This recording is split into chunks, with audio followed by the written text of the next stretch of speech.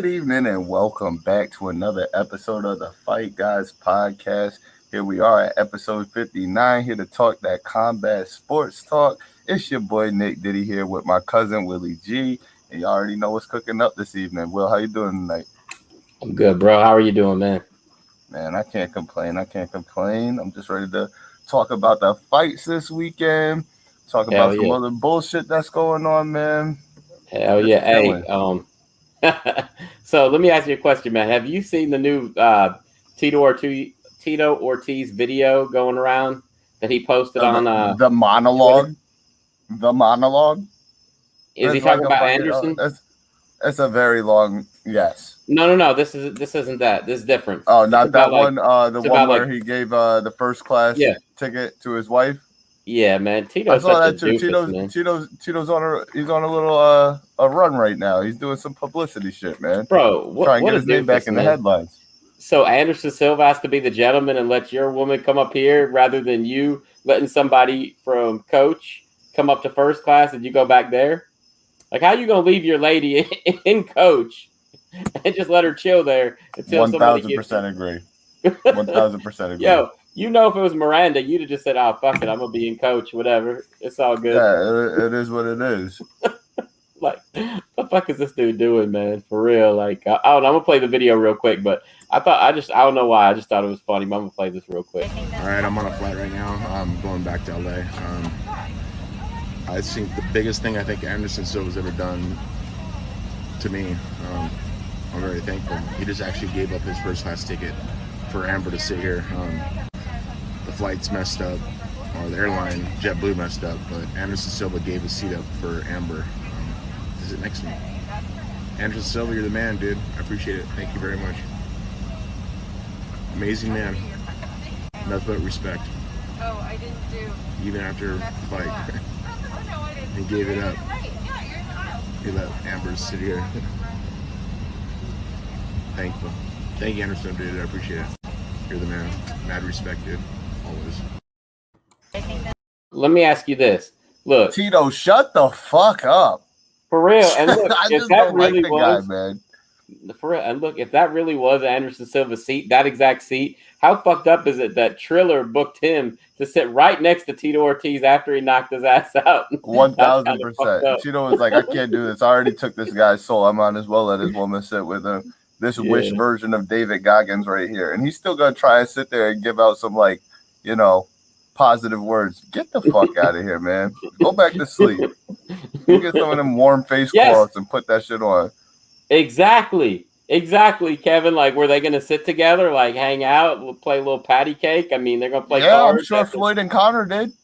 Yeah, for real. Didn't they share a jet over to? They shared a jet over to their international travels. Yeah. Hey, Brandon said he don't even remember Anderson sent him to the Shadow Realm, and Josh K said, "Spitting facts, Tito's a bum." No. Brandon, you're completely right. He didn't remember that he got sent to the Shadow Realm. That's why he referred to it as a fight. Oh, ain't no fucking fight. You got bullied out there.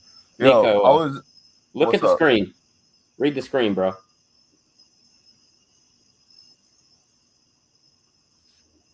Josh Koscheck, what's up, bro? I don't know. Is that legitimately Josh Koscheck right now? I have no idea, bro. But if it is, what's up, Josh Koscheck? I heard a funny story about you one time from John Fitch when he was on here, man. He was talking about how cool of a guy you were, man. But Josh Koscheck, if it really is you, a while back I actually dressed as you for Halloween, man. Blonde hair and all that.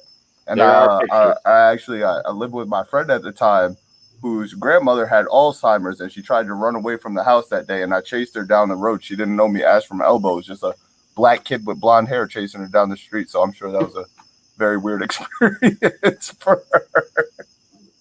Hey, I was out there looking like Wesley Snipes. What's the movie he was in with Sylvester? Demolition Man. 100%. Yep. Dominic Cucker says, I think Tommy the Green Ranger should be in the ring. And Brandon Carl says she thought you were Cisco. She thought you were Cisco, bro. Were you singing? Don't disrespect me like that. Don't disrespect me like that. I was not singing the thong song, and I was not singing Return of the Drag. I wasn't singing none of that shit. He said Simon Phoenix.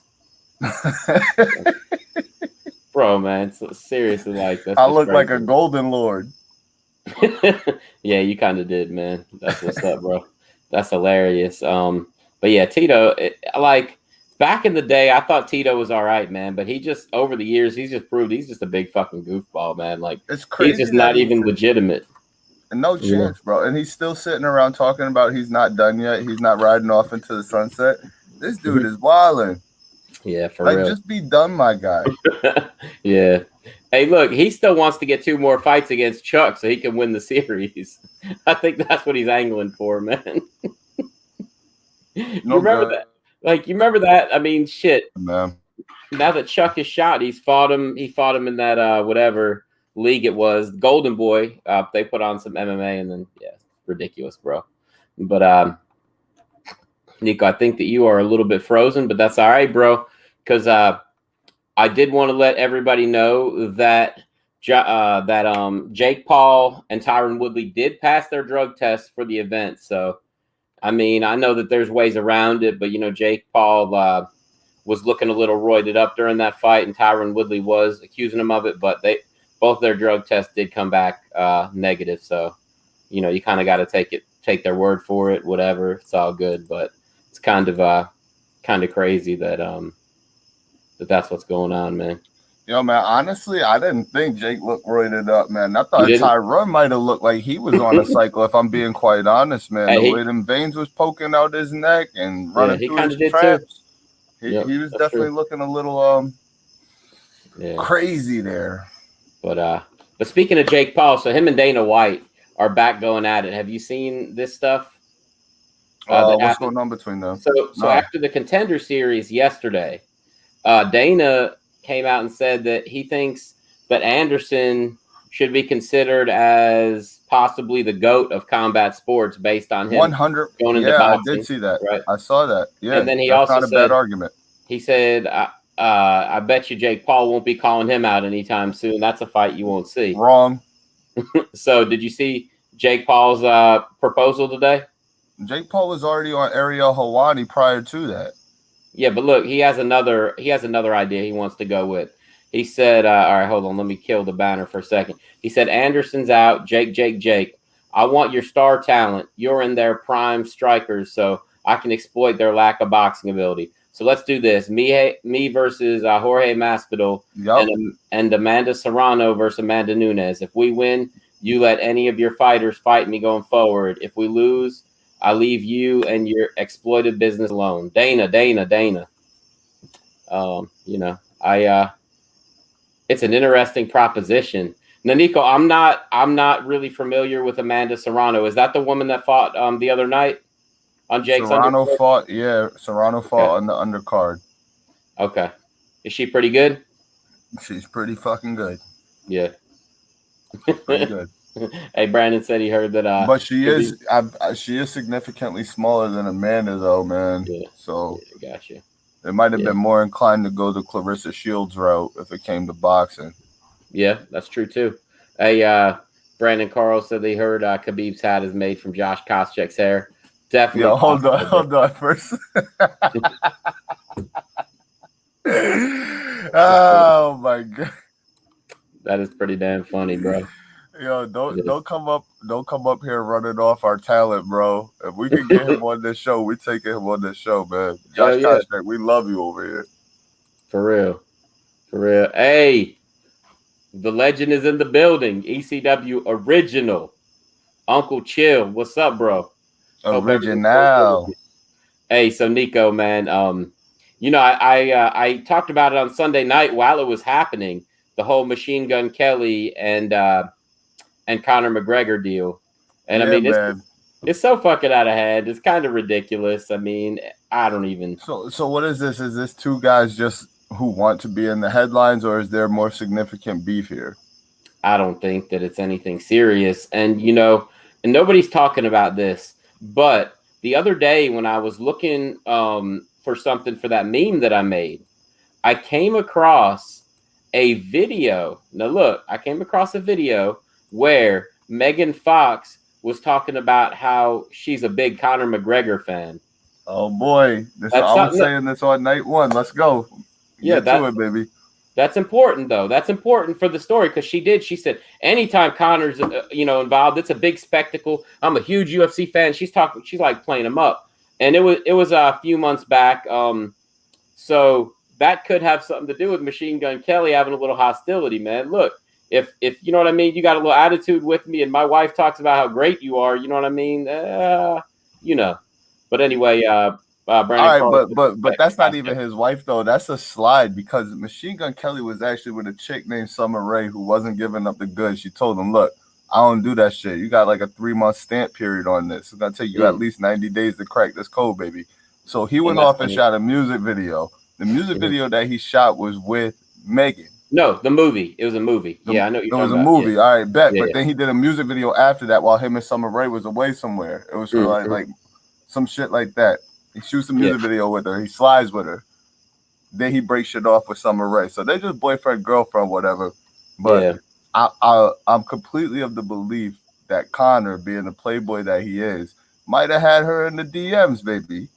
Hey, speaking of which, Tyson said MGK is a dick. Hey, but look, I don't know if you've seen this, but this shit is hilarious to me, man. I love it. I think that shit is so fucking funny.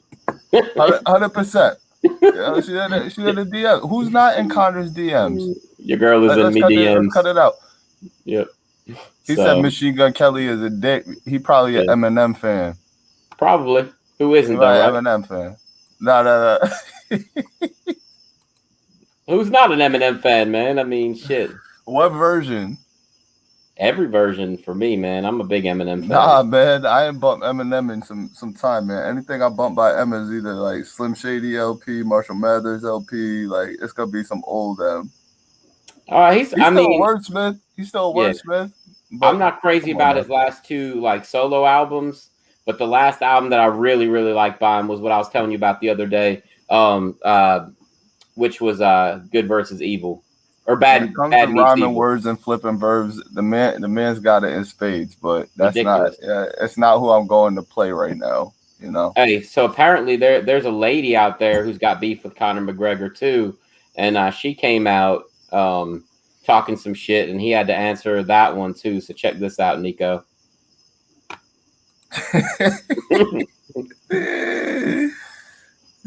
That's hilarious, man.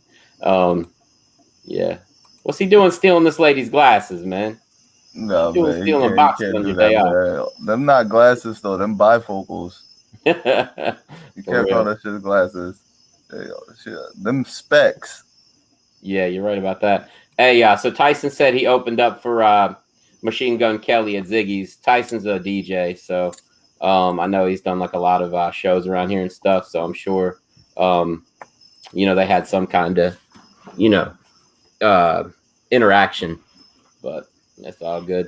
I mean, I don't know, like, so this is why I don't see him as being a dick. Like, I mean, I'm sure some people do think he's a dick, but like a couple years ago, that one movie came out, and I told you that I didn't even like Pete Davidson. You're like, yo, he's good, man. Just watch his comedy, whatever. I started watching him. I became a pretty big fan of his, man. I think he's fucking hilarious. I just didn't really like him before when all I'd see is him like in the news and you know what I mean, like all depressed about Ariana Grande, all this other shit.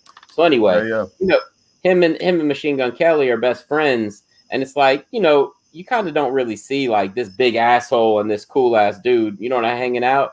I mean, sometimes you do, but you kind of attract the kind of person you are, and I don't see Pete Davidson being a scumbag or anything like that. Man, that's not true. I got a best friend. His name is Joe Bear. Big fucking asshole. Me, cool dude. A real cool dude. That's pretty funny, man. I feel you, bro. All right, well, maybe I'm wrong. Hey, well, look, man. It's pretty crazy too, though, that stuff has been coming out, and I think from what I read, Machine Gun Kelly put this one out, but I mean, maybe he didn't. Everybody's talking right now, talking their shit, but that's one that I saw too. So, Machine Gun Kelly made that? No, I think that he shared it. I'm pretty sure he shared it on one of his social medias, man. But I thought that was kind of comical, man. So, hey. What does Conor have stuffed in him? I don't know, man. Let's see. A whole lot of L's. A whole lot of L's, yeah. Some injuries. God. So, Neko, man, here's the thing about Machine Gun Kelly. And I was never a fan of his before the Eminem beef.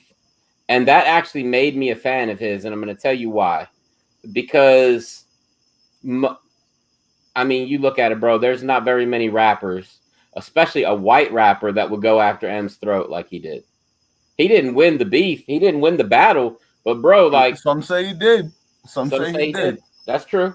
That's true. But he had the balls to go after it, man. And it's like anything, when you're going after somebody who's like a dominant force in anything, that, you know, that takes some balls, bro. So that actually... He told the man his beard is weird. Bro, I say that all the time. That's the funny that you just said that, man. Someone get his ass some clippers. His fucking beard is weird. All right. It's funny you say that because, like... Open a bar. I'll be talking shit to William, or, you know, we'll be talking shit to each other. I'm like, did you say my beard is weird?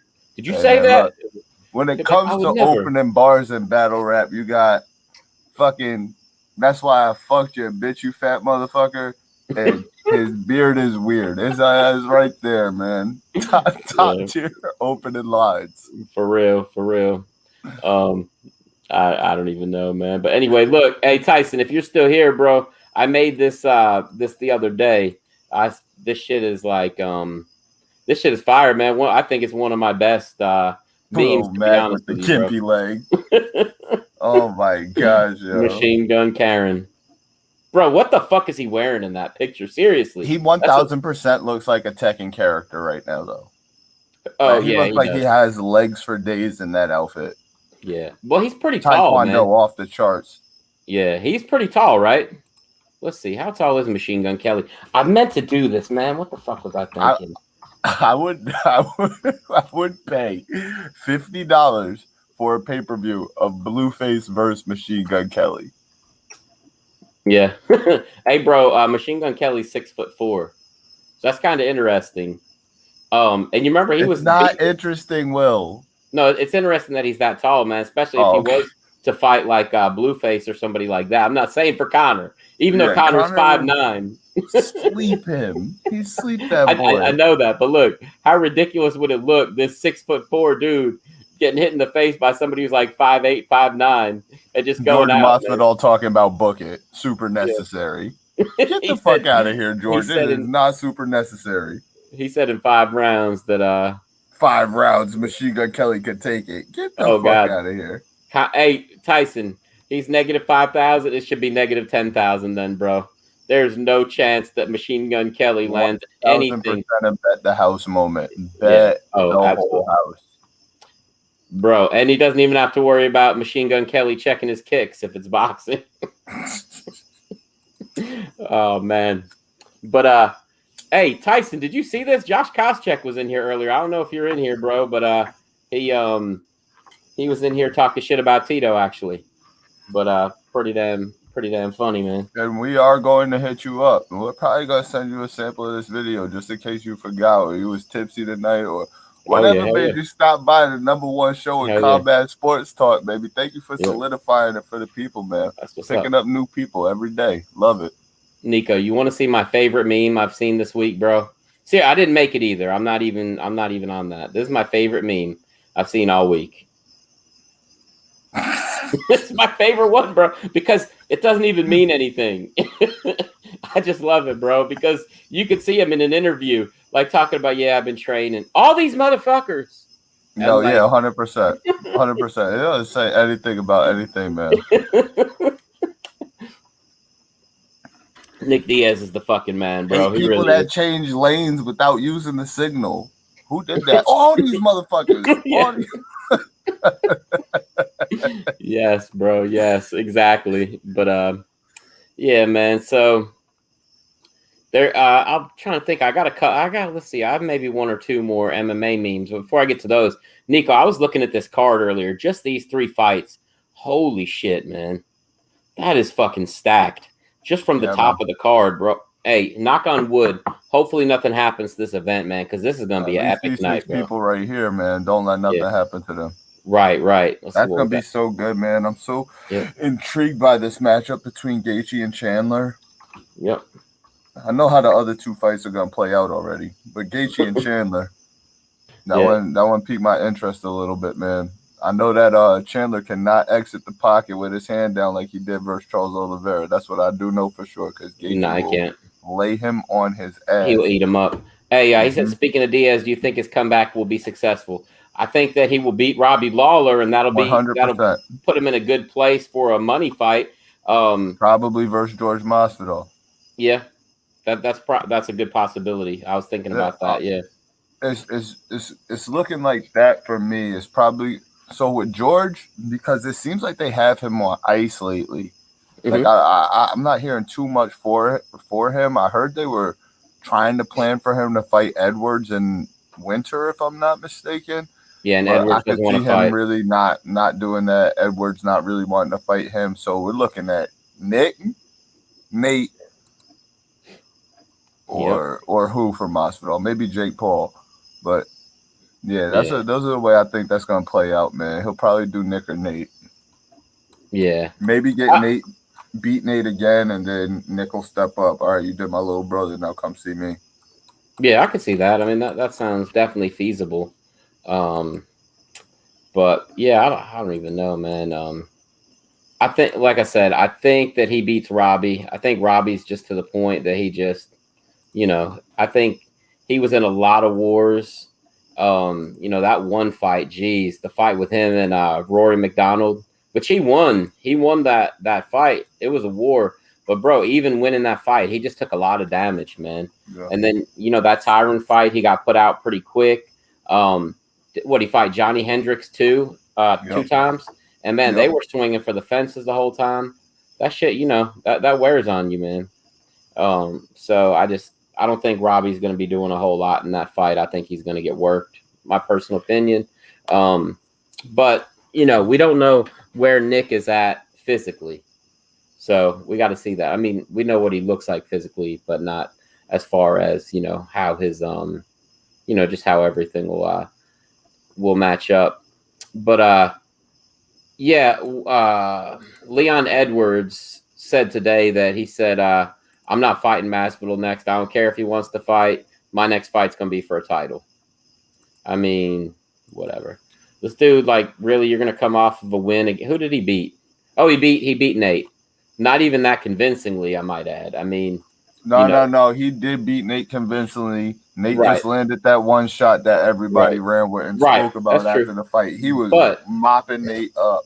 But here's the thing, man. He was not aggressive at all against Nate. That's part of the problem. I feel you. I do feel you on that. But if we're going to talk about from a technical standpoint, Nate was not landing flush. Leon was countering him perfectly. He ate that man up. Nate just landed that one shot towards the end, and it was a hell of a shot. Contorted that man's face all up, knocked the sweat off his head. Great fucking shot, but that's what the people ran with because we fucking love Nate. Right. But here's what I'm saying, man. I hate when a fighter comes off of a performance like that where I didn't feel like at any point Leon Edwards said, all right, I'm gonna win this fight right now. I'm gonna finish this shit. I'm gonna go for it. I'm putting him down. I'm putting him out. Never tried to get into a like a gunfight, I guess you would say. All right, I hear you. Look at this. Look at Lauren Murphy. I don't think that she deserves any kind of title fight. She never risks anything to try to win a fight, end a fight, stop a fight early, whatever. And she's coming off of, let's see, a split decision over Joanne Calderwood, which she barely won. I mean, like I said, it was a split decision, and they're giving her a title fight. I think those are the worst people to get a title fight. People like that just coming in and not off of anything great, man. And also as far as Edwards goes, let me see something real quick because I had his stuff pulled up a minute ago. Let's see, Leon Edwards. And like I was telling you earlier, man, he has not beaten anybody in the top 10 of the welterweight division. So it's kind of fucked up that he's getting a title shot. I mean, yeah, he's won a lot of fights in a row, but if you actually look at who he's fought, none of them are top of the division at the moment. Now that's the argument that I'll definitely take. That's the argument that I'll definitely take right there. Is him not doing top 10 guys at 170, especially because Nate is a fake welterweight. Right. But he beat Luque like 4 years ago. That was the last. Not going for the kill. But not going for the kill. You can't blame him for that because who has put Nate away? Who has put Nate away? Josh Thompson, the GOAT. No, that's not the GOAT. The other dude's the GOAT. But anyway, that's about it. He's by KO? Yeah, head kick. Only one to ever finish Nate. Only one. All right. Yeah, so you can't blame him for that. And Josh wasn't even a great kicker. I think it was just more of a surprise, boom, head kick. The dude's out. You know what I mean? Josh was good, but he wasn't like known for kicking. He was known more for like, grinding out wins and, stuff like that, whatever. So, but yeah, I mean, Leon Edwards, if you look at his wins, like I said, Vicente Luque is the only guy in the top 10 right now that he's beaten. And it was 4 years ago. I mean, his biggest wins were a decision over Rafael Dos Anjos, Nate Diaz, Gunnar Nelson, and Dominic Cerrone. But, like, come on, man. If you're not finishing anybody in the last 4 years, almost 4 years, you haven't finished a fight. I mean, come on, man. I feel like you can't pull shit like that till you're the champ. You're right. You got to close some shows out. Yeah, you got to show us that you're out there trying to finish. In my opinion, that you're trying to finish a fight. Yeah. Hey, Masvidal did come close, and really with the ref stoppage, I mean that is a finish. But, it's one of those things where, like I said, I just don't feel like he deserves a title fight next, and I don't think he'll get it. Especially, if for any reason Colby was to win this fight, whether it's a good decision, bad decision, fluke decision, anything, there ain't no way that they're letting him defend against anybody against Usman. Besides Usman, they'll have that trilogy. So what's Leon Edwards going to sit out another 9 months, a year? Look. Usman might hand select Leon because that's an easy night out at the office for Usman. For Usman, yeah, I think so too, man. I think so, but I think really he could be smart for sitting out because he will get hand selected. Yeah, maybe, man. Does he just have some like phenomenal wrestling pedigree that I don't know about or something like that? Hell no, nah. I don't. That's an easy night out at the office for the guy. Yeah. You're right, man.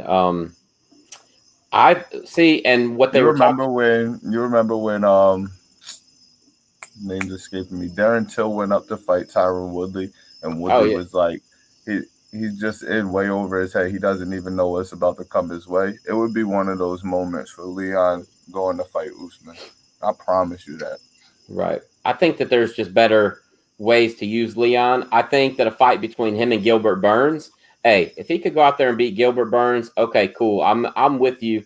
Give him a title shot. Here you go. Because I truly believe that Gilbert Burns is the second best guy in the division right now. I mean, that's just my opinion, but I do think he is the second best there is right now behind Usman. But I think a fight with Jorge's got to happen for Leon Edwards. It's got to happen, bro. After he got pieced up in the back, I mean, it's got to, bro. I'd want that fight as much as I'd want a title fight, just to try to get my name back, man, just to save face. You got fucked up by this dude on site, and I don't know, man.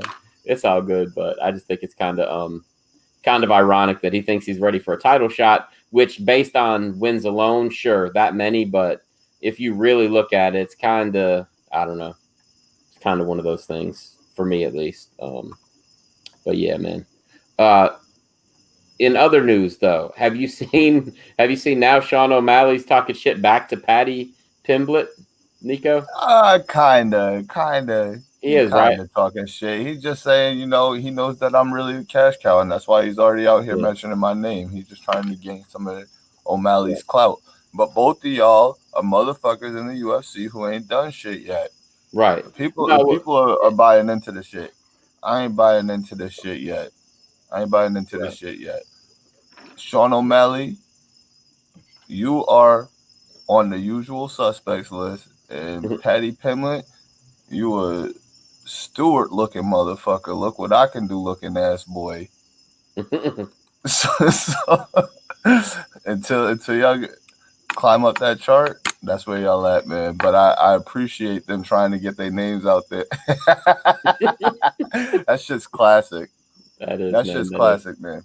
Hey, but no, what I didn't even care about him saying that he's the cash cow, blah blah blah.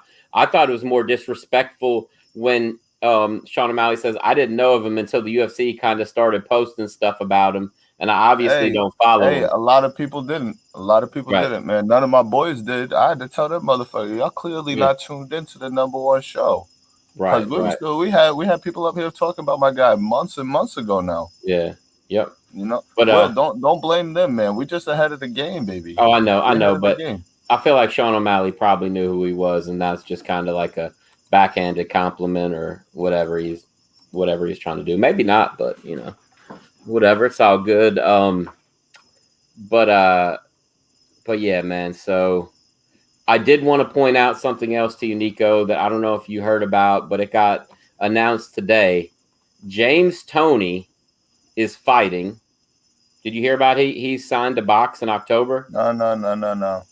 Yep. He's fighting against Jeremy Williams in a celebrity boxing match, although they're both boxers, so it's kind of weird. Jeremy Williams is 43-5-1. He's a former WBO title challenger. So yeah, they're gonna fight each other. And it's Zab Judah's company. All right, good for Zeb. Yeah, and that's taking place in the Virgin Islands. I think you're gonna. I'm not too interested. That's not something that I can see myself jumping out of my skin to tune into. I'll definitely look at the highlights on Instagram or wherever they post them up. But yeah. I'm more interested in my man Shannon the Cannon Briggs, the People's Champ, versus Quentin Rampage Jackson, aka Pancake Snacks. And yeah, that could be good, man. That could be good. The other thing, and I don't know if anybody's heard about this yet, but this afternoon, Joseph Benavidez retired from MMA. Oh, is that right? Yeah. Well, good for him and Megan O'Leary, man. Yep. So, and actually, I'm sure he was smart with his money. His woman's still raking it in. Yep. It'll be good. Yep. And she put out a tweet that said, "Retirement adventures are going to be fun. My king forever, Joe Jitsu." It's cool, man. Yeah, absolutely. She seems like she's a good lady. She's always like, putting him out there and stuff like that. And he seems like a pretty cool guy. He had some really good fights. I mean, but time's undefeated, bro. Time is undefeated. And even if you want to say, look at Floyd Mayweather, bro, time is still undefeated because that shit with Logan Paul. Yeah. And he's light. Because that shit with Logan Paul was like fucking stupid. It was ridiculous. So, and he's just that the weight class that he's in is a young man's weight class. Oh yeah, definitely. That's what it is, man. Them heavyweights got a little more longevity to them. Yep. Sometimes, unless you're Travis Brown, you just start getting knocked out every week and then have to retire. Him and Brandon Shaw. No, there's a deal. Look, and that's so tough to say because I genuinely feel like anybody who makes it to the UFC, to me, is elite. But the elite of the elite, if you're never at that point, then what are you really doing? You can't stick around that long. Yeah, that's true. All right, Neko, my last MMA meme of the night, and then we'll discuss Fight Night. And then we got a couple other things to talk about. We got Bellator to talk about, but check this out, Neko. And I've seen stuff like this before. Somebody put this out, like that they recently made this shit. I don't know, but check that out, Neko.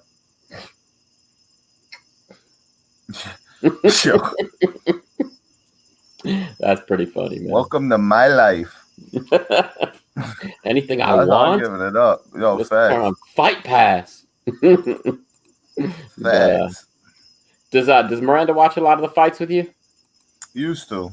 She used to. It's the same thing with Melanie, man. She used to watch every fight with me. She doesn't anymore. Like once in a while, if it's a big fight, she'll watch. But yeah, it's all good, man. It's all good. You can't make everybody interested in what you're interested in, and that's all right. That's all right too. Yeah, definitely, man. Plus, you need you need your own time. Definitely. Yeah. Hey, you're right, man. You're right about that. Oh, until he left Jackson's camp, Ronda's coach messed him up. Is he talk? You're talking about Travis. Yeah, he's talking about Travis. Yeah. He's talking about Travis. I think he's talking about Tim Sylvia. They're both kind of big and goofy ass looking All dudes. right, you see, look, and here's another thing. I don't think that Travis was a great fighter. I think he had some great moments. Right. I do not think he was a great fighter ever. I never looked at him like the guy. Right. No, I think he was good, though. I think he was good, and I think he had some heavy hands.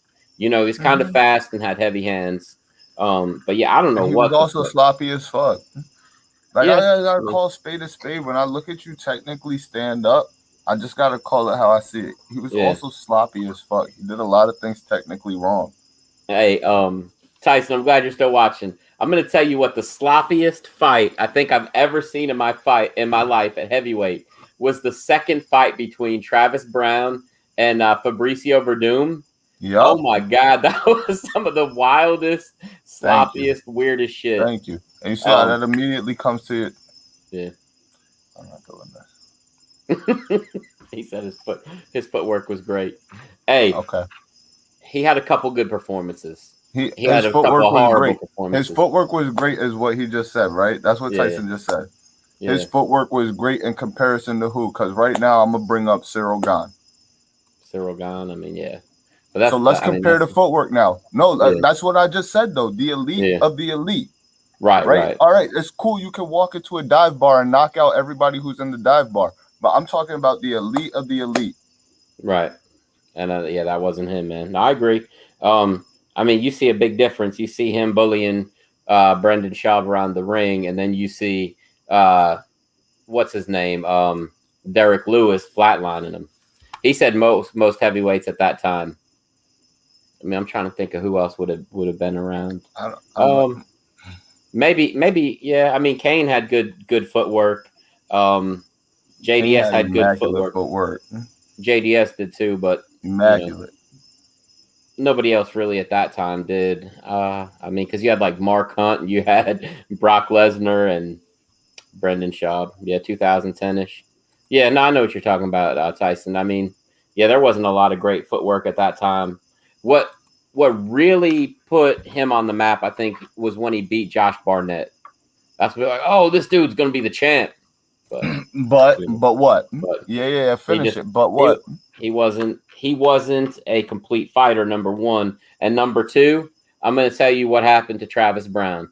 And I know Tyson's talking about Ronda's coach messed him up. And he did mess him up a little bit, but that's not what happened to Travis Brown. What happened to Travis Brown is he got in there with Kane, and Kane beat all the fight this dude had out of him. Because after that fight, he was never the same. Because he just wasn't on that level. And Travis got beat down so bad by Kane at UFC 200. Is that right? 200? I think it was 200 or 100, whatever it was. It was one of those like epic events. But he just, in my opinion, I never saw him look the same. Even any time that I saw it after that. He had lost to Andrei Arlovsky before that, and he'd lost to Verdum by decision.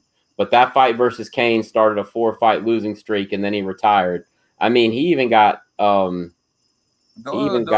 by Alexei Olenek, you know, and Antonio Silva.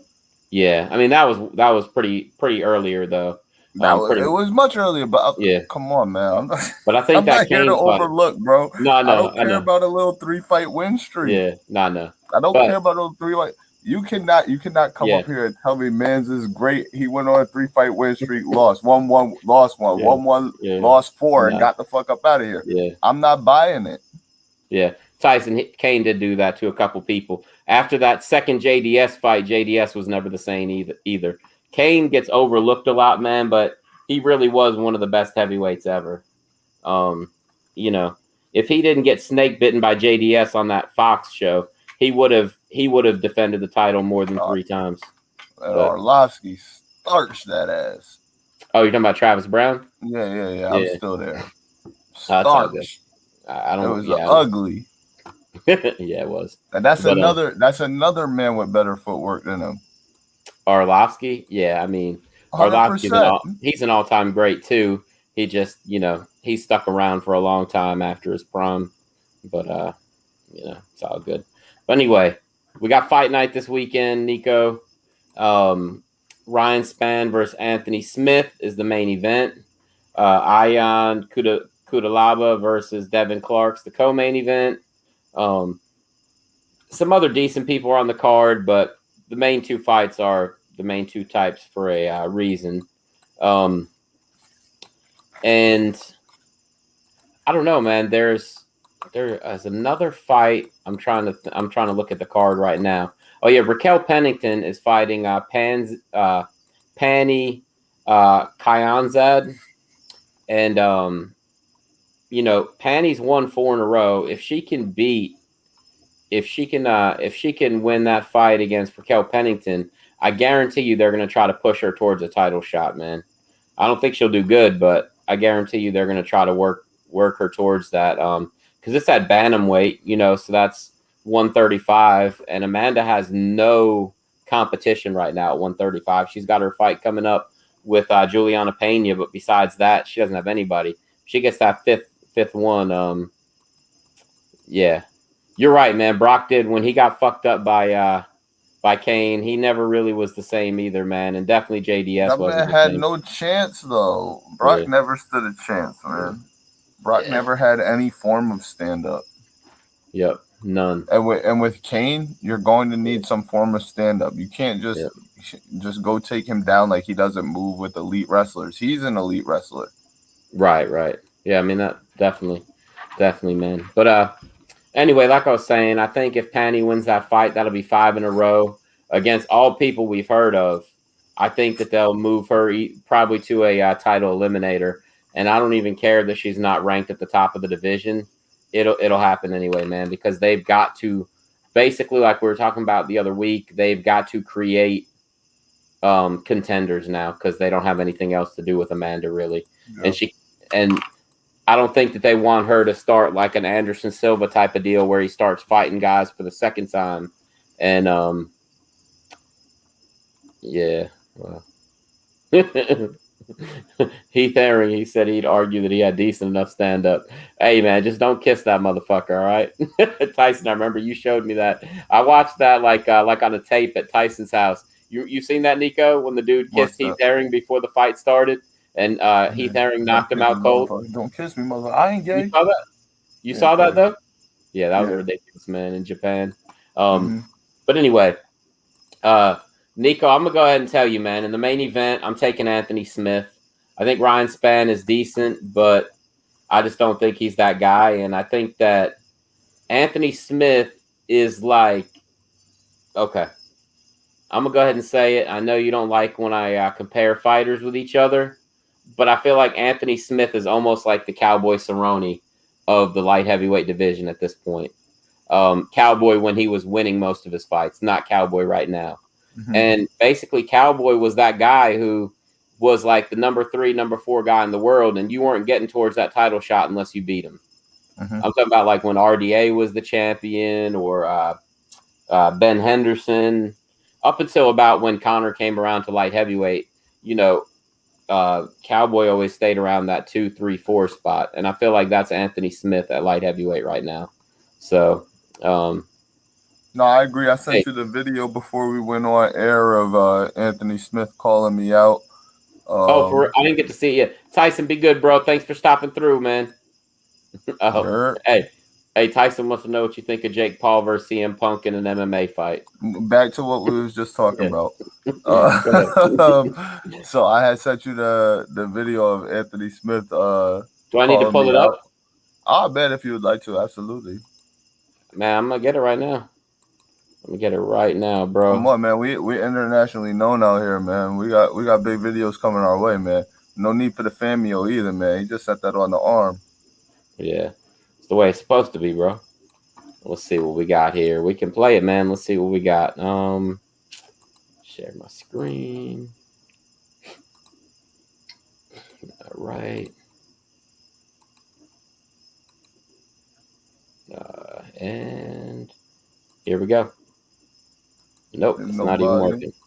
Oh, okay. I just got to turn the volume up. Yo, Neko, Lionheart has something to say to you. Julius has been telling me you've been talking all this shit. So we're going to have a fucking conversation, my friend. Yo, Neko. That's hilarious, bro.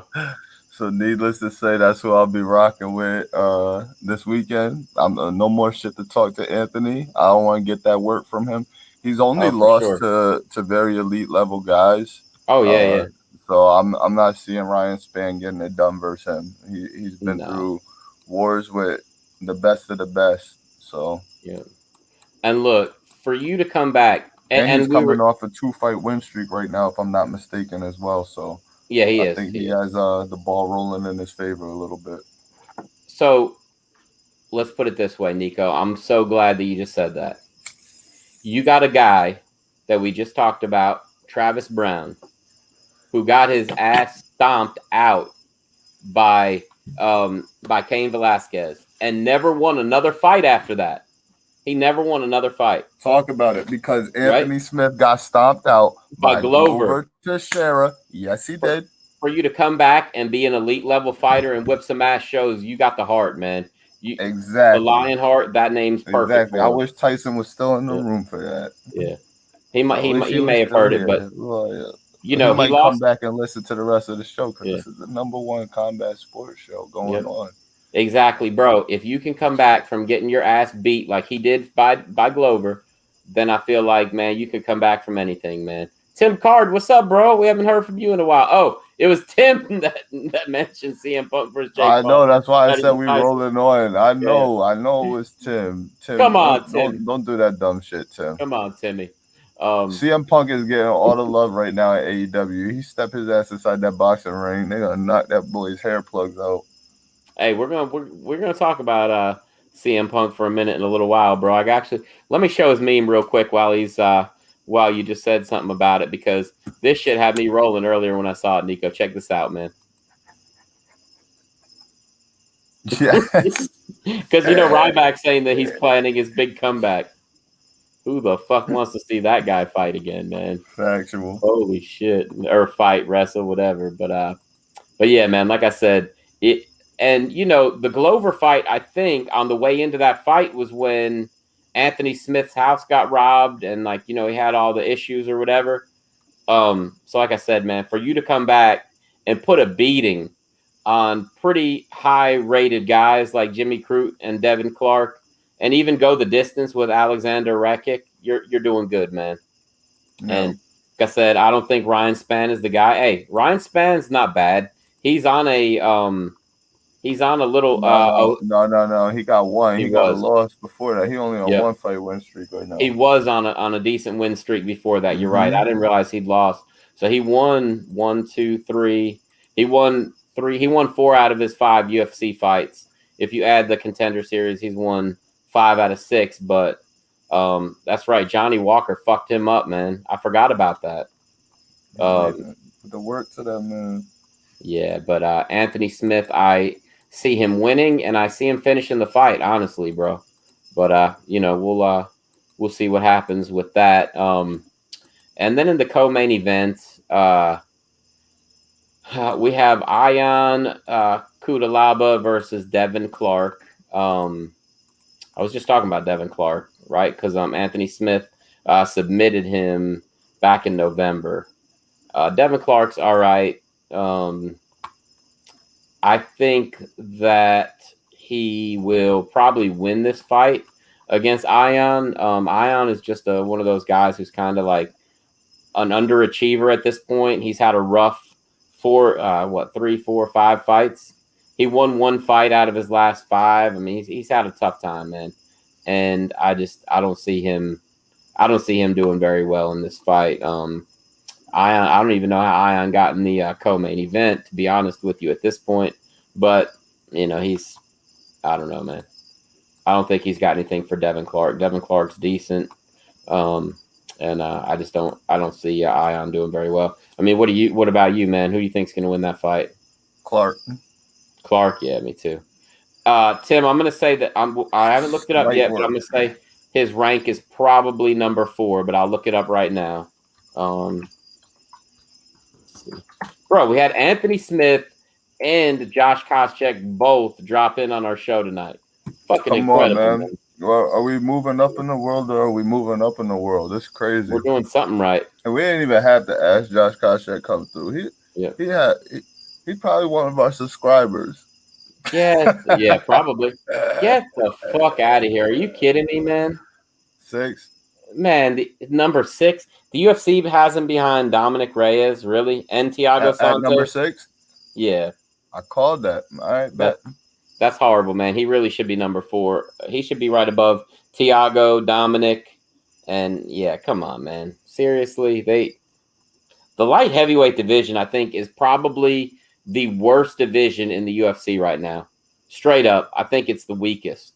But you know that what they do have going for them though is Yuri Proshak, whatever how the fuck you say his name, and Alexander Rakic, because both those guys are pretty good.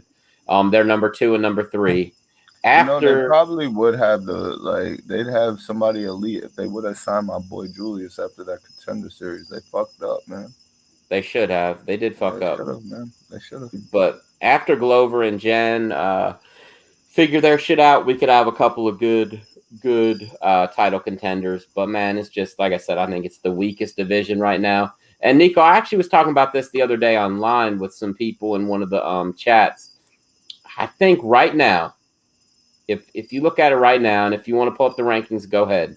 I think the best division in the UFC right now is featherweight. I really do, man. The top 5, top 6 are fucking killers, bro. I mean, you could also say about bantamweight too. Max Holloway over there. Max Holloway, Brian Ortega, Yair Rodriguez, Chan Sung Jung, Calvin Kattar. You know, it's looking nice. Giga Chikadze, who we just saw fuck up whatever his name, Edson Barbosa. He's number 8. 170 though. Usman, Covington, Masvidal, Edwards. They got some killers at 172, man. They got very technically sound good dudes up there. They do. And then look at 135 too, bro. You got the greatest fighter in the world is the champ, Aljamain. And then I was fucking with you, but number 1 is Peter Yan. Number 2 is TJ Dillashaw, Corey Sandhagen, Rob Font, Jose Aldo, Marlon Moraes, Cody Garbrandt, Frankie Edgar, Pedro Munoz, and Dominic Cruz. That's the top 10. That's pretty insane, man. Yeah, it's nuts, man. But, you know, who is this guy? There's a guy at flyweight with only one name. His name is Suma Dejiri. He literally has one name. I don't know that guy. Let's see. He's won 2 fights in a row. I can tell you that. I don't know. So he has won 2 out of 3 in the UFC, it looks like. Okay. I don't know that dude, but cool, man. I like the one names like Tatanka, stuff like that, man. The one name guys are pretty badass, man. But he said, I was just gonna say, when's the Warrior fighting again? Who's he talking about? The Warrior? Not Ultimate Warrior. I hope not. Hey, Jake Paul versus Singh from Kung Fu Hustle. Who wins? Singh. The crowd, man. It would be awesome. Oh, Yuri. I don't think does Yuri even have anything planned? I don't think he does. I think that they have him probably on ice too, and they're going to give him a title shot. I mean, he's ranked number 2. I don't think he wants to fight anybody. I think he wants that title fight, and shit, why not give it to him? Because if he loses, they're really fucked, bro, because they'll have no contenders. They need to go ahead and save that spot for him. But yeah, so it looks like we're agreeing on the 2 main fights over here. I'm not even really going to go through the rest of these fights, to be honest with you, Neko. I think we can jump over to Bellator, where Yoel Romero's fighting Phil Davis. And I was like, man, this is such a strange fight. And I wanted to see, I was like, well, who's the favorite? It's pretty much even money, which I'm surprised they didn't put Phil Davis as the favorite. But I don't know, man. That's an intriguing fight to me. It's not very intriguing to me. No. Who do you have for that fight, man? I got Phil Davis out kickboxing Yoel Romero and negating any wrestling that Yoel decides that he finally wants to showcase after the past decade. Okay. I don't see it being that interesting. I think Yoel is too old. He doesn't fight in combination as well as he used to. He kind of reminds me of the bad criticism that started to roll Tyron Woodley's way towards the tail end of his career, where he's waiting on that one big shot. Can he land it? Fuck yeah, he can land it. He'll separate that man from consciousness. We seen him run out there and throw that big fucking flying knee versus Weidman, march all around that fucking ring, looking like a robot, saluting. Yeah, 100%, absolutely. He is still. I know you, Michael. That could still go down, but Phil is active. Yeah, that's true. Phil is active, man. He looks good right now. So I got Phil Davis winning that. I don't know what it does for either man to win that, because it's a hawk waiting in that wings right now looking for that title. I've been telling y'all this since the inception of this show, since Will brought me here. Y'all gonna see that shit come to fruition sooner than you think. You see. Well, we're gonna see it soon, man. Yeah, I'm taking Phil Davis. I just think that Yoel is going to be a little more aggressive, at least for this fight. I think he realizes he's got to show them something in Bellator. He's not going to get too many more main event fights. I do think Phil will win. I actually think Phil might be able to negate his wrestling, because Phil's a pretty good wrestler himself. Phil is a good wrestler. So yeah, and when you don't use it in wrestling, it is like that. No Steve Carell 40-year-old virgin jokes. Is it true? If you don't use it, you do lose it. Yes, you do lose it. Yeah, I feel you on that, man. That's a lot of muscle memory, But and it's like this, man, with wrestling, and you can attest to this because you did this back in the day, man. You wrestled, man. It's in our blood, man. That's what we do. Yeah. When you wrestle, you don't wrestle for the first shot. You don't even wrestle for the second shot. You wrestle for that third shot. The chain wrestling that you have to have is just next. It's hard, man, and you can't just fucking do that. You have to put yourself in these positions, in these situational, positions while you're practicing in order to be good at this. It's not something that you can just be like, all right, I want to work on boxing for the year, and when wrestling needs to happen, I'm gonna just make it happen. No, buddy, you're not, because there's somebody out there who's chain wrestling right now, working on stuffing that second and third shot. Yep. So if you don't have that, man, yeah, you're right about that, man. Go down like that, man. Yeah, I'm with you, man. I agree. So, man. Speaking of wrestling, though, man, did you see Luke Rockhold on Ariel Helwani show? No, what did he say? I did see him, but I didn't see the whole thing. I saw some different clips. Ariel Helwani has zero fucking filter. He's like, yo, I had Javier Mendez up here. He told me that Islam Makhachev ragdolled you. He's talking to a 185, probably walk around 200 pounds, versus Islam Makhachev at practice, and Makhachev ragdolled him. That's crazy. Luke was like, nah, there's a difference between ragdolling somebody and throwing them one time, maybe twice. Nah, buddy, you got launched out there. You got launched. That's crazy. That's crazy. He's interesting though, man. And he was also talking about a few months back, apparently he was sparring or training with Strickland. Oh, yeah. And the way that he talks and the way that he spoke to DC on DC show as well, I'm kind of starting to think that Strickland got the best of him in that exchange. He's starting to allude like, oh, I was hungover that day. He said he was disrespectful. Remember? You saw that? I was taking him light, like all this other shit, man. But I don't know, man. It sounded like he got the best of him. Ready for some breaking news? Right here, exclusive. All right, man. You ready? Part 3 is on for December. Oh, wow. Really? Yep, that's a horrible idea for Figueiredo. No, man. Figueiredo does not need that fight right now, bro. He's going to get fucked up like he did again, man. He needs a fucking... Oh, man. He needs the tune-up, bro. He needs the tune-up, man. He's going to get hurt. And I hate it because I think Figueiredo is such a bad motherfucker. He is, bro. Yeah. He really is. Yeah. But look, even if he go and get fucked up here, he's just gonna move up a weight and reinvent himself. And that's the beautiful part of and that's the beautiful part of MMA. He's a big 125er too. Yeah. Did you watch Fury sitting down with Gary Neville on the overlaps? No. Tyson Fury? So, yeah.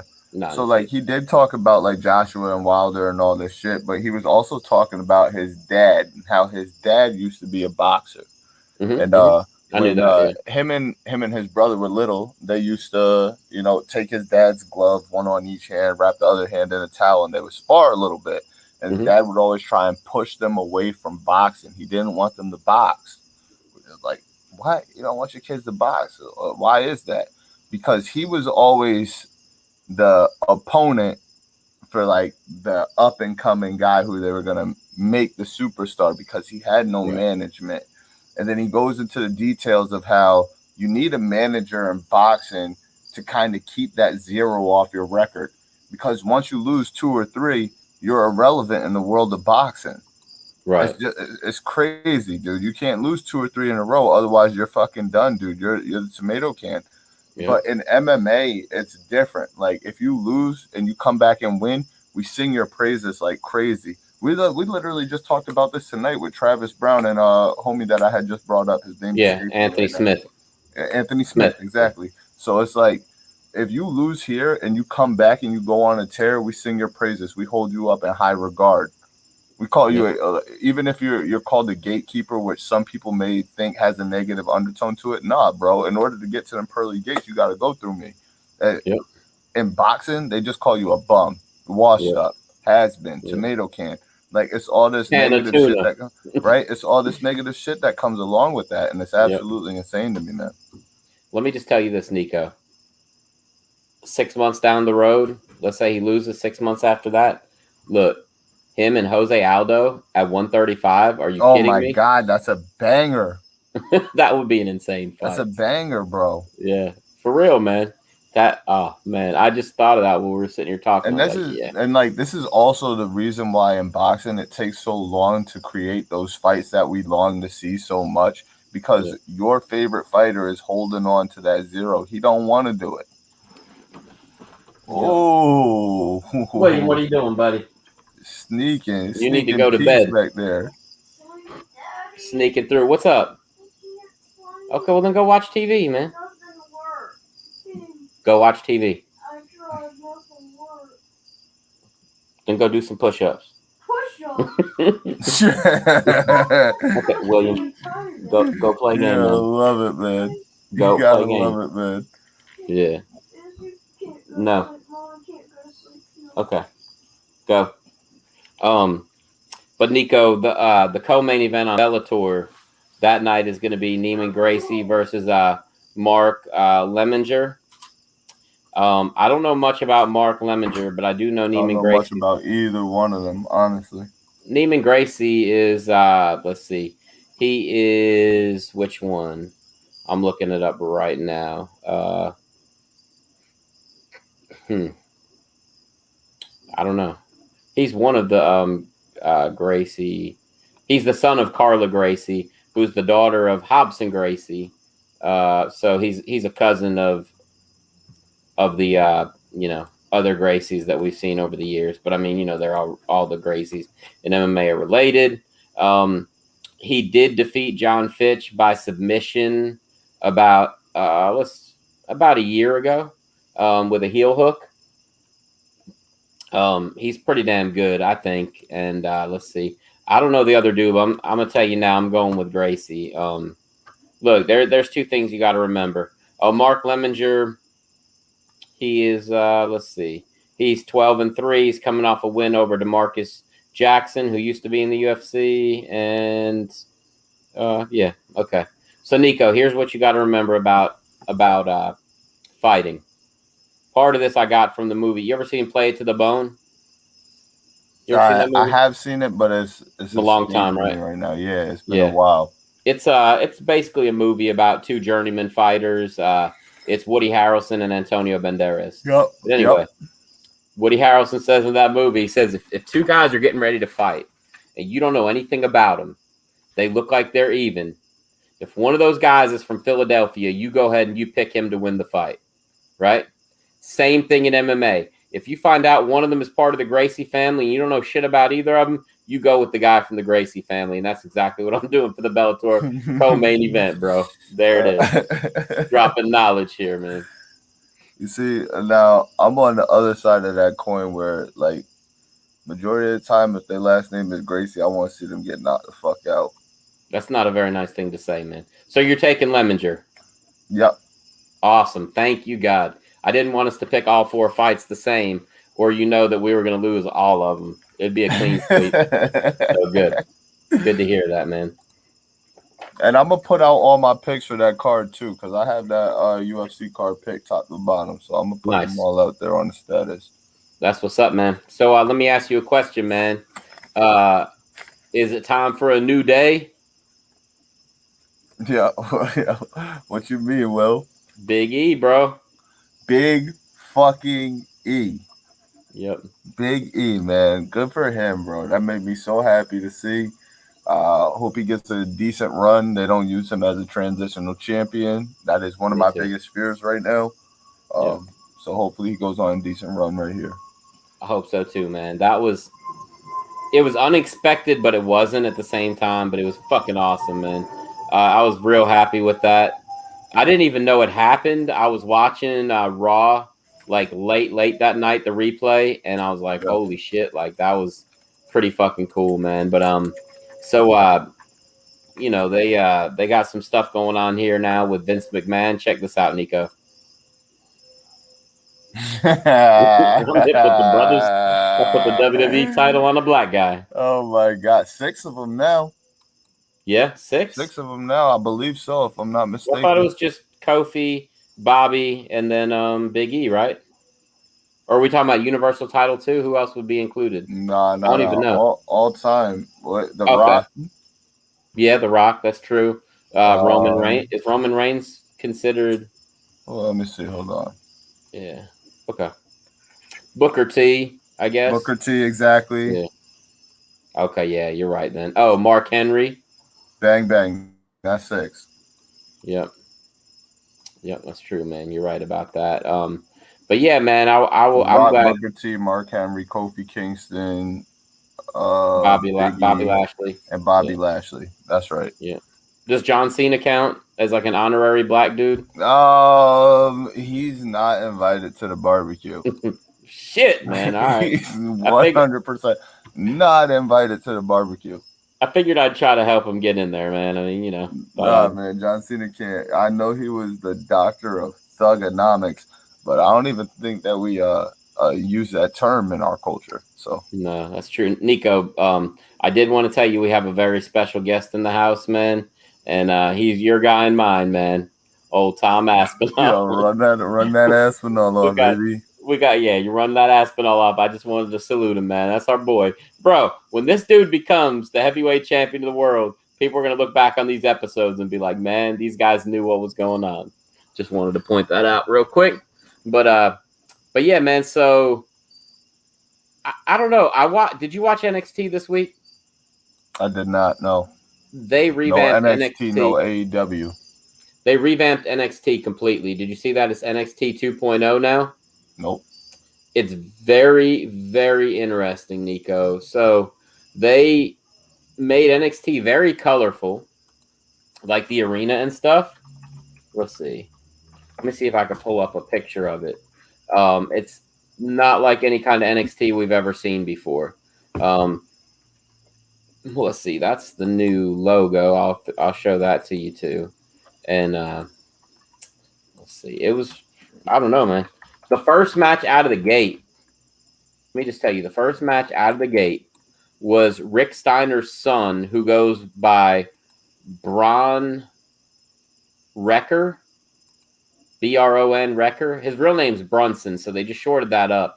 But they put Wrecker as his last name, which I don't know what the fuck that's all about. Call the dude Steiner. Who cares if you're not going to own the name? Big fucking deal. But anyway, it was his debut, and he beat LA Knight.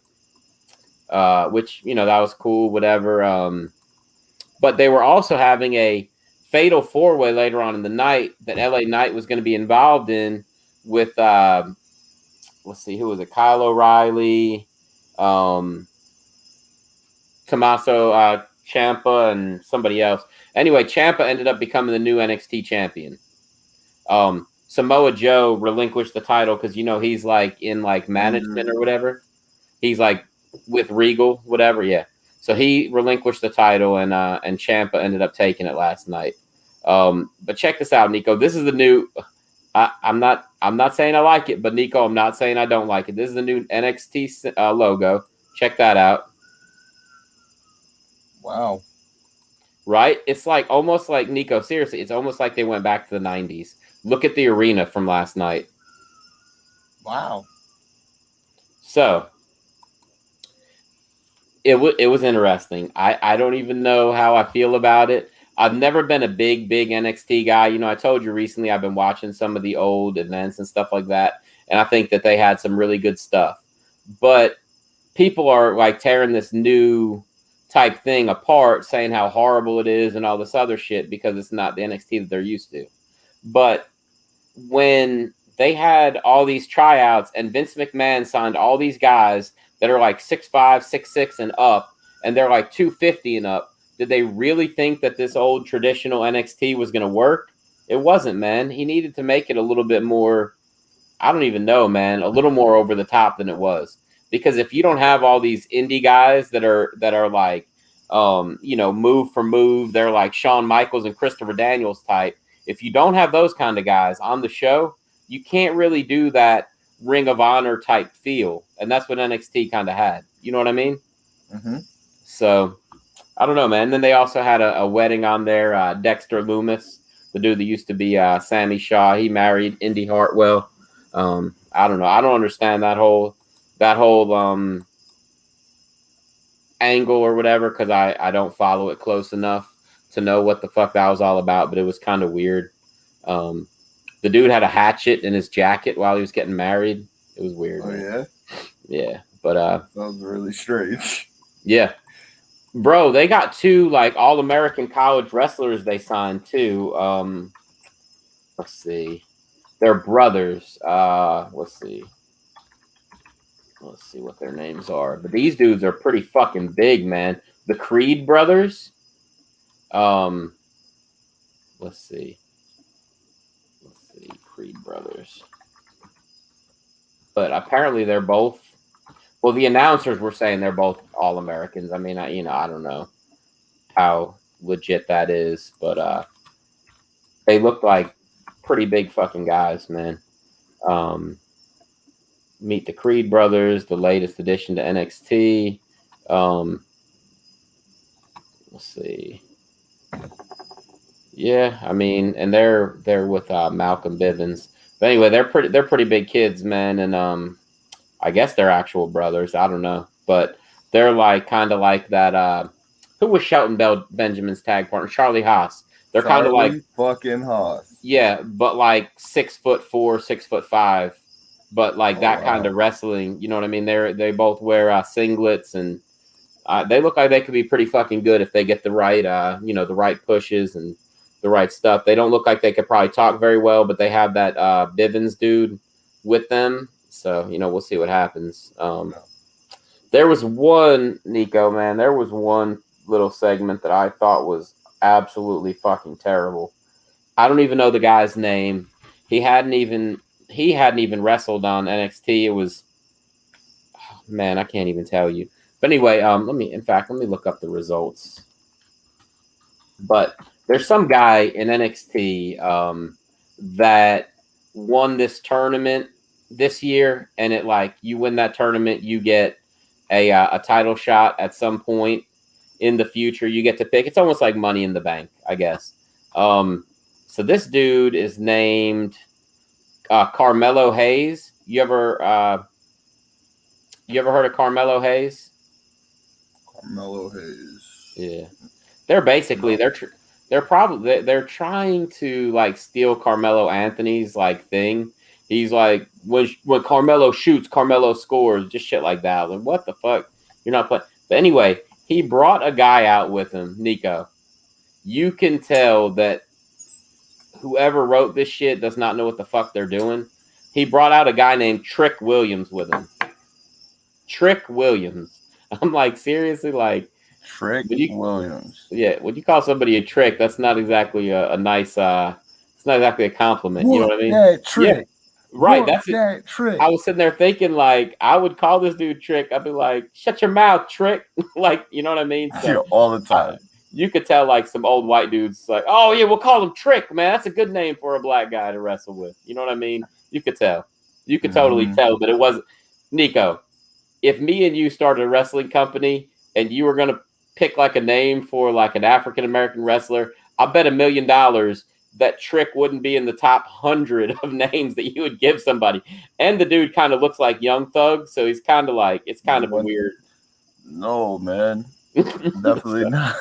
Definitely I don't even know, man. So it was just kind of weird that they had this dude out there with him. I could see what they were trying to do. They they were trying to make this dude Carmelo go from like kind of like the blue chipper route to like almost like hood. So he brought out his old friend who's supposed to be kind of like gangsterish or whatever.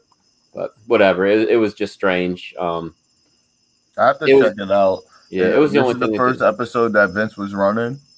Yeah, him and him and with Bruce Pritchard, the guy who used to be. Yeah, definitely check that shit out then. Yeah, but it's all good. But besides that, man, I did watch Raw on Monday. They're giving Alexa Bliss the next title shot against Charlotte. Yeah, man, she got a decent push coming her way. Yeah, did you see what they did with that whole thing? What did you see Monday Night Raw? Yep. And she got that the Charlie doll for Charlotte. Yep. I thought that was kind of cool, man. We all knew that it was going to be a doll. You know what I mean? You could tell. And Charlotte's like, I don't play with dolls. She's like, just open it. It's okay. Like that. I thought it was kind of. I was thinking it was gonna be a Ric Flair dog. I know you miss your daddy. Oh, that would have been good too, man. That would have been cool, like a wrestling buddy or something. Mm-hmm. That would have been pretty good, man. But anyway, but WWE just like acts like people don't exist after they leave the company. Right. Sometimes they just shoot themselves in the foot with that shit. Though. Yeah, like they're like a microcosm, and everybody else is just not even. Yep. Yeah, you're right about that, man. But it's all good. But Neko, what else is going on in the world you want to talk about tonight? What about Mike Perry sharing the footage of him sparring with Lyoto Machida? I heard about it. I didn't see it. I read something about it on Facebook. What was it? They was kind of banging a little bit in there, man. They was getting saucy. Yeah, for Did Mike Perry know what he was doing? Mike got some decent shit off, man. Lyoto was kicking that nigga in his head, though. He was letting the feet go in his face, bro. He got a couple good head kicks off. He stepped in with a nice elbow. Yeah. Mike got a nice spin back fist off. They would dap up after big shots they landed on each other. That was just cool to see him drop some footage like that. That's Jersey Mike to you, bro. Come on, baby. You already know that's Jersey Mike. Yeah. Hey, I saw a movie that just came out in the theater this week. It's going to be on Netflix in 2 weeks, but I saw like an advanced copy, whatever. It's called The Guilty. That shit was really good, Neko. It's with Jake Gyllenhaal. Jake Gyllenhaal's new movie. Jake is like one of my favorite actors for sure. I'm a big fan of his, but I can't really tell you a lot about the movie because if I do, you're gonna be like, well, there's no real point in watching it. But basically, what I can tell you is the movie is about this guy played by Jake Gyllenhaal, who is a police officer who's been taken off the streets because he did something, and he's in trouble for it. He's getting ready to go to trial. They don't really tell you what it is for most of the movie, but he's been taken off the streets and he's a 911 operator because he wants to, like, because he's going to keep working or whatever. But, when some violent stuff happens, when you're a cop, they want you off the streets. You know what I mean? They don't want you to keep going. So they just let him like answer phones. So he's a 911 operator pretty much. And it's basically just the movie is about like one shift of him being a 911 operator. But the shit is so good, man. I fucking loved it, bro. I loved it. So I'll check that out. Jake Gyllenhaal's a great actor, man. He really is. I think that some people, you know, kind of wrote him off and think it's a joke because he was in that Bubble Boy movie back in the day when we were kids. But, you know, hey, Jake Paul was on Disney. You know what I mean? Like, you do what you got to do you know, to get on. I mean, shit, if we get a call tomorrow from Disney and they ask us if we'll be their fight analyst on the Disney Channel, Neko, bro, I'm going to put one of the Mickey Mouse no more. I'm not cursing. I'm putting on the Mickey Mouse here. Y'all won't never see me roll no weed up on the show again. Exactly. So I mean, I can't really talk shit. Clean shaven. I might even get a haircut, put on a collared shirt and a bow tie every episode. Hell yeah! Call me Nicholas from now on. Yep. So, but yeah. Speaking of like police operators, somebody need to call the cops on our boy Uncle Chael, man. Uncle Chael? Somebody got to call the cops on Uncle Chael, not Chill. Yeah, Chael. Why? What happened? I just it's like we were saying the other day, man. Anybody who thought that Tito took a dive, man, you gotta go jump off a bridge, man. Chael's one of these people, man. He think that Tito took the dive, but he does have an interesting point. His point is Tito took the dive, but he didn't let Anderson in on the job. Right. He just wanted it. He just wanted out. It was what he was saying. Out, right? Yeah. And like how some guys do it in the UFC with the rear naked choke. I thought that was a pretty decent take on it. Yeah, but I'm not on board, man. Anderson landed that right hand flush, baby. He rang that bell. He put that man to sleep. Yeah. But then I dropped this same theory on my boys, and I was like, yo, going back and watching it, Anderson, that was some of the slowest weaving I've ever seen in this world. And they were like, maybe he was weaving slow because those were the slowest hooks in the world. It was some really slow, nasty, ugly-ass hooks that Tito was throwing. He looked like he was knocking on a door. And it was so bad, bro. Yep, that's true. Hey, I'm going to tell you something about him saying that shit, though. Here's the biggest problem, and if I could ever talk to Chael Sonnen, I will say it to him. I'm not afraid, bro. I'll say it right to his face because I feel like Chael Sonnen's one of those guys that you could discuss shit with in a somewhat decent manner. I would say, Chael, have you ever lost a fight by rear naked choke? And he'd say, it's funny you say that. I did lose to one guy by rear naked choke. And I'd say, now who was that, Chael? And he would say, it was Tito Ortiz. So what are you saying, Chael? You wanted out of that fight that bad? Was Tito fucking you up that bad? I mean, and you know, this was in the year 2017. It wasn't like it was, you know what I mean? So oh my gosh. Come on, Chael. Will, you're running people off right now. Will, you're running our people off. That's his only loss by rear naked choke, though, bro. He got arm barred and triangle choked and all kinds of shit. But his one rear naked choke loss came to Tito Ortiz. So I love it. Sick, man. Hey, back in the day, now I've never seen this, and I doubt that it's like open for like public to see. But apparently in like 2003, he fought on like a little card. He fought against Forrest Griffin. I would love to see that.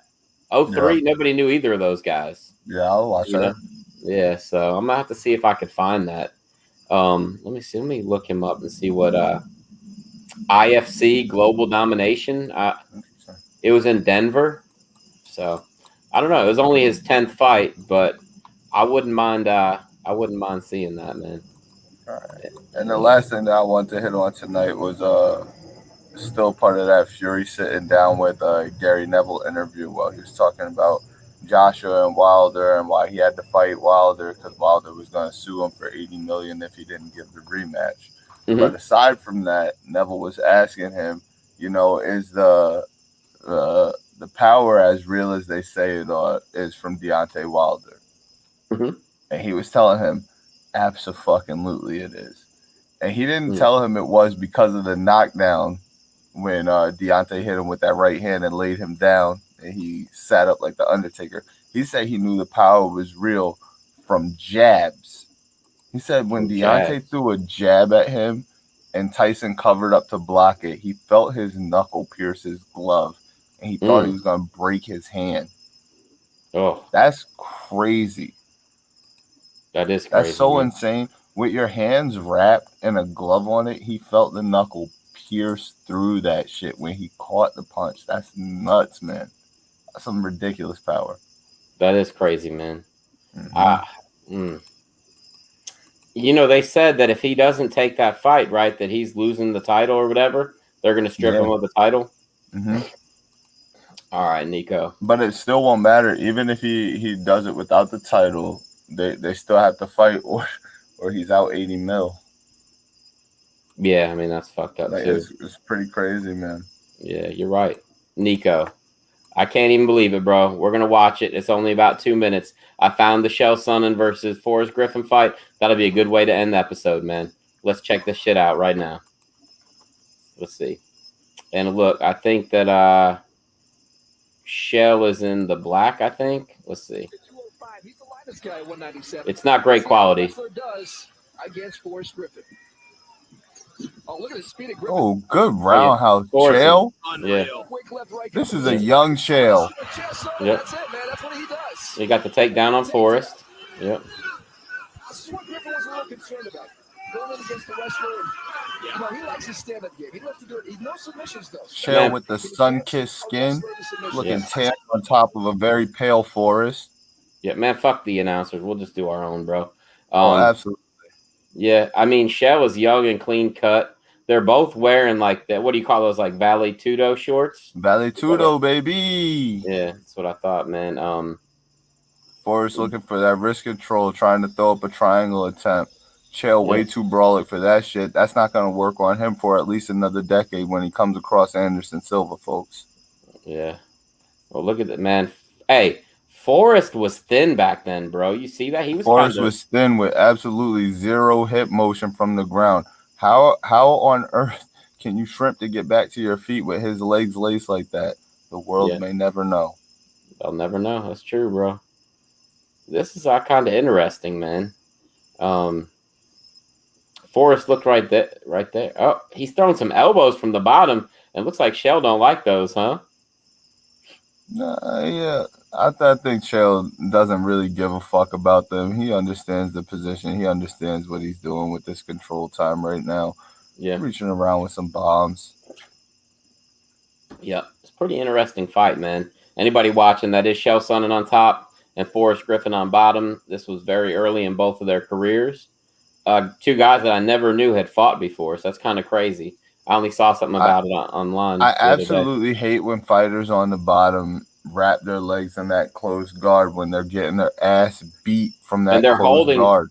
And they're holding the guy in, right? So you're talking about, Yes. I hate Neko, you saw that? He was going for the armbar right there. It's a weak ass armbar attempt or push the hand through the crotch for a triangle. It's weak. Yeah. All right, that was good hip motion to the side. Okay, great. You see? That's a beautiful attempt right there. He finally wiggled those hips around. Yeah. Way to attack that head. Beautiful, Forrest. Quick tap, man. Who would have thought that both of them would go on to get their asses beat by Anderson Silva 10 years later, huh? But yeah, it was an interesting fight. Man, Chael he's never been that guy on the ground, like as far as submission defense. No, I guarantee you, Anderson Silva watched this fight before their fight and said, that's how I'm going to tap this dude out. He said, just in case. I mean, that looks a lot like the closing sequence. But you see what I'm talking about with the hips out to the side right there? Yeah. Yep. That was a good transition. Everything else that he did was from a very tight closed guard and just trying to push it through. Yeah. I'm sure one of his coaches was yelling at him to get his hips out to the side in that last exchange. Yep. The UFC should have done a rematch with these guys. This would have been a decent build-up, man. And I'm sure this company's been out of business for, I don't know, 20 years. They could have used this footage, probably paid the guy $100 and like, hey, we're going to take your footage and build up our fight. But, man, Forrest Griffin, the lanky dude, huh? Very lanky. Very lanky. So, anyway, Neko, take us to the house, bro. It's time to roll out, man. Hey, or roll up. Ooh, I'm definitely rolling up right now. Need to adjust your screen. It's not Bruce Buffer, but you've been here live on TFG episode 59. Coming at you again on Sunday for episode 60. You already know what to do. We're going to celebrate big time, baby. We got any guests coming on that episode?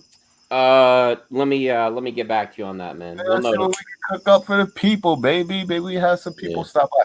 Maybe we'll get Josh fucking Koscheck in the building. We're gonna get Josh We got a Koscheck. new fan on our side, and then of course you already know in the upcoming weeks I'm probably gonna get my boy Julius to slide through here. We might got some big news for y'all. Who knows? Who knows what's going on, baby? In the world of the Fight Guys podcast. We'll see y'all soon. It's your boy Neko. That's my cousin Willie G, and we're gonna holler at y'all later. Peace.